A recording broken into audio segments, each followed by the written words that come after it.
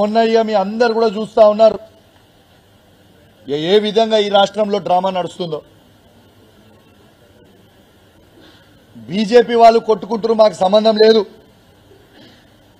బండి సంజయ్ గారు కావచ్చు, ఈటల రాజేందర్ గారు కావచ్చు, మీ ఇంటర్నల్ పార్టీ విషయం మాకు అవసరం లేదు. మీరు ఓరి మీ గంగల వడురి మాకు సంబంధం లేదు. కానీ ఈటల రాజేందర్ గారు మీరు చాలా పెద్ద పెద్ద మాటలు మాట్లాడినరు. మీరు కేసీఆర్ గారిని విమర్శించే స్థాయి మీ స్థాయి కాదు. మీ స్థాయి ఏందో మొన్న 2023 ఎలక్షన్లలో హుజరాబాద్ ప్రజలు నీకు చూపించిర్రు. నీ స్థాయి ఏందో, నువ్వు ఏంటిదో అపర మేధావని నువ్వు ఫీల్ కావాల్సిన అవసరం లేదు. నీకంత సినిమా లేదు, నీకంత సినిమా లేదని చెప్తా ఉన్నాను. ఏం మాట్లాడుతావు? నేను ఈ కరీంనగర్ జిల్లాకి 2 సార్లు అధ్యక్షునైనా, 2 సార్ల మంత్రినైనా. ఎస్, నీకు రాజకీయ భిక్ష పెట్టింది ఎవరు? కేసీఆర్ కాదా అని నేను అడుగుతా ఉన్నాను. నిన్ను 2 సార్ల అధ్యక్షుడు చేసింది ఎవరు? కేసీఆర్ కాదా? నిన్ను 2 సార్ల మంత్రి చేసింది ఎవరు? కేసీఆర్ కాదా? ఇలా ఉమ్మడి కరీంనగర్ జిల్లాలో ప్రతి గ్రామంలో కాలు పెట్టినానో మరి ఆ కాలు పెట్టి అడుగు పెట్టే అవకాశం ఇచ్చింది కేసీఆర్ కాదా? అట్లాంటి దేవుని లాంటి కేసీఆర్ని నువ్వు ఎట్లా మోసం చేస్తావు? నువ్వు దేవుని లాంటి కేసీఆర్ని ఎట్లా విమర్శిస్తావు? ఎట్లా విమర్శించబుద్ధి అవుతుందయా? అన్నం పెట్టిన వాళ్ళకి సున్నం పెడుతున్న చరిత్ర నీది. ఇలా కేసీఆర్ గారిని నువ్వు విమర్శించే స్థాయి నీది కాదు. నీది నా స్థాయి కూడా నీది కాదు. చిత్తు కొడగొట్టిన మొన్న నిన్నే. ఇంకేం కావాలి నీకు? నువ్వు ఒక పెద్ద మోసగానివి అని చెప్పక తప్పదు. నువ్వు కేసీఆర్ గారిని మోసం చేసినావు. నువ్వు సంపాదించిన అక్రమ సొమ్ముని కేసీఆర్ గారు గుర్తించి పేద దళితుల భూములని నువ్వు గుంజుకుంటే అవన్నీ గుర్తించి ఇలా నేను తన్ని పార్టీ నుంచి బయటికి వెళ్ళగొట్టి నువ్వు దానికి ఏం చెప్తున్నావు? నువ్వు చేసిన అవినీతికి నువ్వు ఒక అవినీతి పరునివి, నువ్వు ఒక చీటర్వి, మోసగానివి అని ఉద్దేశంతో నేను పార్టీ నుంచి బయటికి పంపింది కేసీఆర్ గారు. కానీ నువ్వేం చెప్తున్నావు? బీఆర్ఎస్ పార్టీలో ఆనాడు టీఆర్ఎస్ పార్టీలో ఎమ్మెల్యేలు అందరూ నాతో బాగుండే కాబట్టి కేసీఆర్ నేను బయటకు పంపించింది.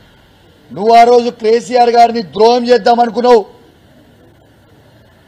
కుట్ర చేద్దామనుకున్నావు. ఎవరు కూడా సహించలేని ఎమ్మెల్యేలు. నువ్వు ఎమ్మెల్యేలను పిలిచి నేను పైసలు ఇస్తా, నేను ముఖ్యమంత్రి అయితా, కేసీఆర్ గారిని దించుదామంటే మా బీఆర్ఎస్ టీఆర్ఎస్ పార్టీ ఎమ్మెల్యేలు ఎవ్వరు కూడా ఒప్పుకోలే, నీతో ఎవరు కూడా రాలే అన్నారు. నువ్వు చేసిన కుట్ర ఆ రోజు. కేసీఆర్ గారు నీకు అన్నం పెట్టిన పాపానికి కేసీఆర్ గారికి నువ్వు సున్నం పెడదామనుకున్న దుర్మార్గమైన ఆలోచన నీకు వచ్చింది ఆ రోజు. ఎస్, ముమ్మాటికి చెప్తున్నా, కేసీఆర్ లేకపోతే తెలంగాణ లేదు. ఈ తెలంగాణ జెండాని ఇలా కేసీఆర్ పట్టుకోకపోతే ఎవరు పట్టుకుర్రా? తెలంగాణ అనేది స్టార్ట్ చేసింది కేసీఆర్ కాకపోతే ఎవరే? తెలంగాణ ఎక్కడిది? ఇంత అభివృద్ధి ఎక్కడిది? కేసీఆర్ గారు చేసి చూపించింది ఎక్కడిది? ఇవన్నీ ఎక్కడ పోయినాయి? ఇలా మాట్లాడుతూ అంటాడు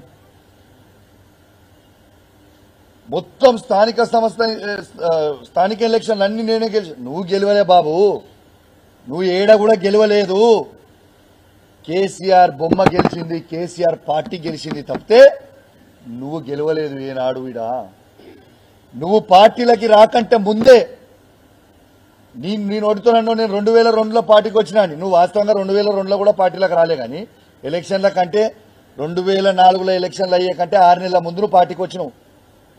కానీ పాత కమలాపూర్ గడ్డ, హుజరాబాద్ గడ్డ ఎప్పుడు కేసీఆర్ అడ్డా. ఇది వాస్తవం. 2001లోనే కేసీఆర్ గారి బొమ్మలు ఆ రోజు ఎవ్వరు లేరు. ఆ రోజు ఉన్నది ఎవరు? కేసీఆర్ గారి నాయకత్వంలో మా నాన్న సైనాథ్ రెడ్డి గారు, కెప్టెన్ లక్ష్మీకాంతరావు గారు, వీళ్ళు మాత్రమే ఆ రోజు పార్టీలో ఉన్నారు 2001లో. ఆనాడు ఈ పార్టీలో ఈ నియోజకవర్గంలో పాత కమలాపూర్ కావచ్చు, కొత్త హుజరాబాద్ నియోజకవర్గంలో కావచ్చు, ఆ రోజు మా నాన్న సైనాథ్ రెడ్డి గారు, కెప్టెన్ లక్ష్మీకాంతరావు గారు కష్టపడి అన్ని జెడ్పీటీసీలు ఎంపీపీలని గెలిపించింది కేసీఆర్ గారి నాయకత్వంలో.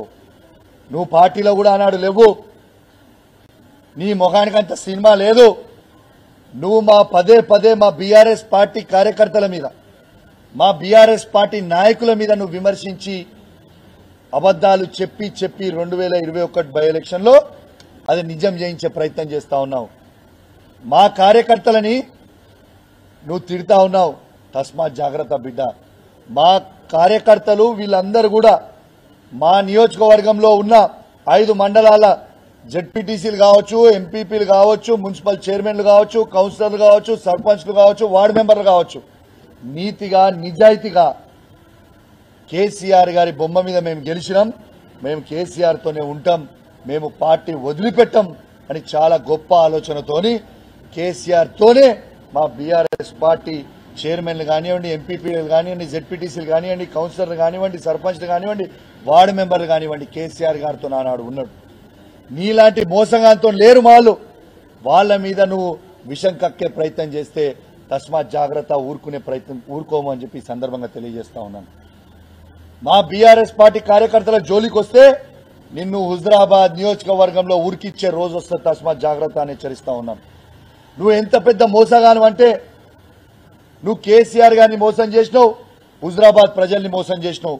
ఇలా నువ్వు ఎంత పెద్ద మోసగాను అంటే, కేసీఆర్ ని ఏ విధంగా అయితే మోసం చేసినావో